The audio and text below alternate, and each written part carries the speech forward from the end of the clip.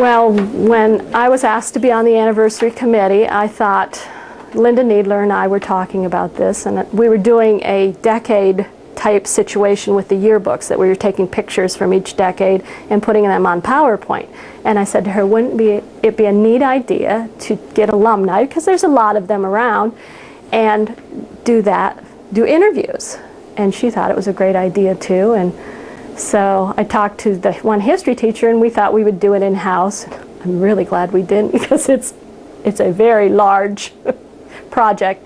We asked a student, a senior, Yuri Klein, to go to the history teachers and ask them who their best history students were, and that's how they were chosen, through their history teachers.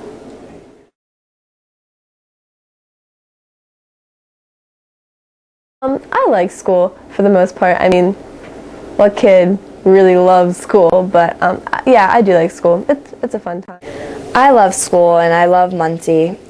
Everybody's so friendly in this whole town. Everyone knows everyone, and it's just, we're really close-knit.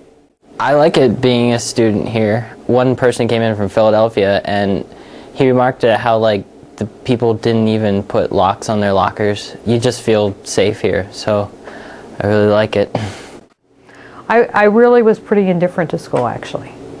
I had some good teachers who made some of my years good, and some absolutely horrid teachers. I had a love-hate relationship with school.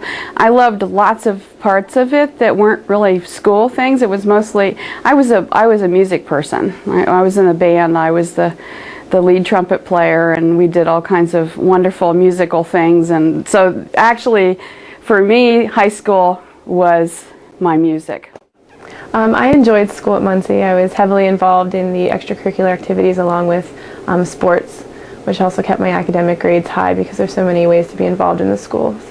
But I enjoyed Muncy very much.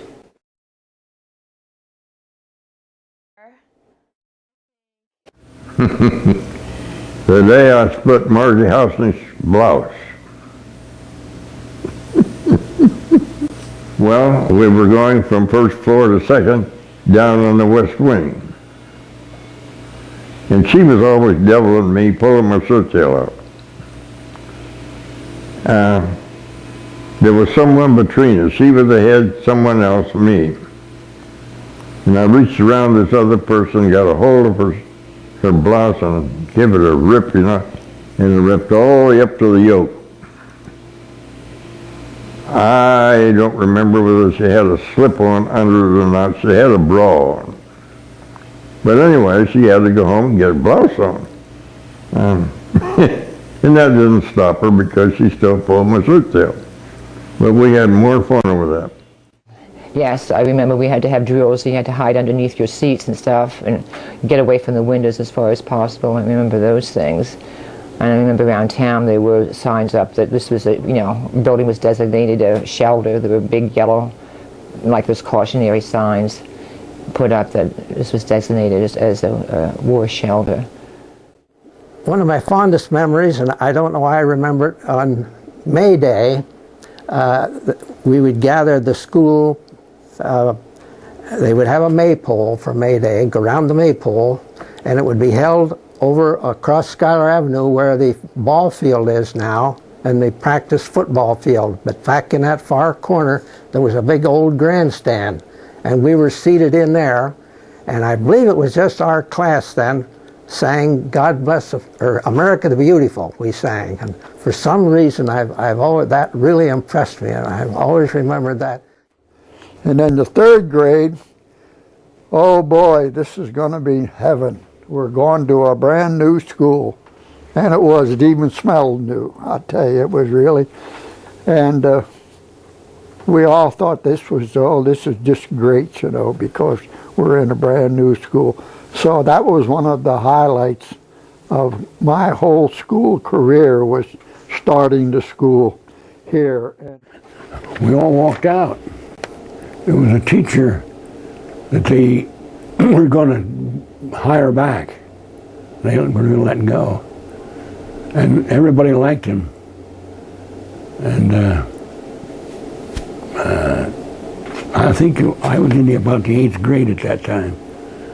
And in the senior high, they walked out, and we walked out because he was one of our teachers too, and he coached the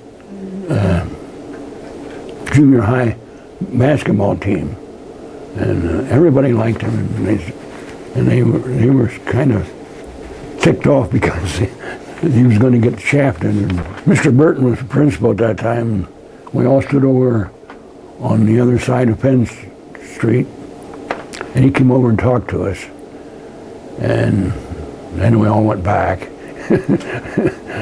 and they kept him.